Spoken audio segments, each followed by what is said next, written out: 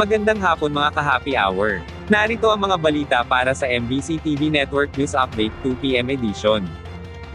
Dating Caloocan Congressman Edgar Erice iaapela ang diskwalifikasyon ng COMELEC. Planong iapela ni dating Caloocan Representative Edgar Erice ang diskwalifikasyon ng Commission on Elections sa kanyang pagtakbo sa 2025 elections. Sa isang pulong balitaan sa QC, sinabi ng dating mambabatas na magsusumit ito ng motion for reconsideration sa COMELEC en banc sa Lunes. Matatandaang sa inilabas na resolusyon ng COMELEC, dinesqualify nito sa pagtakbo sa pagkakongresista sa 2nd District ng Caloocan si Erice dahil sa umano'y pagpapalaganap nito ng maling impormasyon na sinasadya na aniyang guluhin ang eleksyon.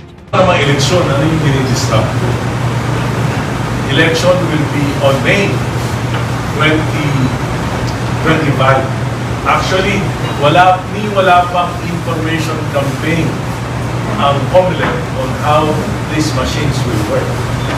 So, I am not disrupting the elections. I am not violating Section 261C of the Omnibus Election Code because the particular provision pertains to violations and offenses committed during the voting. Wala pa pong voting.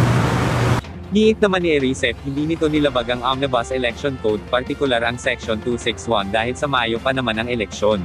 Wala rin aniya itong balak na guluhin ng halalan dahil nilalahad lamang nito ang katotohanan at nakasulat na rin ito sa mga inihain niyang petisyon sa Korte Suprema at Ombudsman.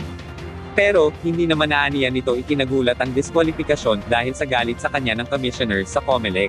Sakaling hindi katigan ng MR sa COMELEC, lalapit pa aniya ito sa Korte Suprema. Kasunod nito, muling ipinunto ni Erice na dapat ipawalang bisa ang joint venture ng Commission on Elections at Poll Service Provider na Miru System dahil iligal ang paggamit ng sistema at mga makina nito na labag sa Republic Act No. 9369 o Automated Election Law. Una nang nag-inhibit si COMELEC Chairperson George Garcia sa anumang kasong kinasasangkutan ni Erice sa komisyon upang hindi umano mabahiran ang desisyon. Samantala, mga lugar na walang active ASF case, isasali na rin sa controlled vaccination ng DA. Magkakasa na rin ang Department of Agriculture ng bakunahan sa mga lugar na walang aktibong kaso ng African Swine Fever para mapabilis ang nationwide rollout ng controlled vaccination.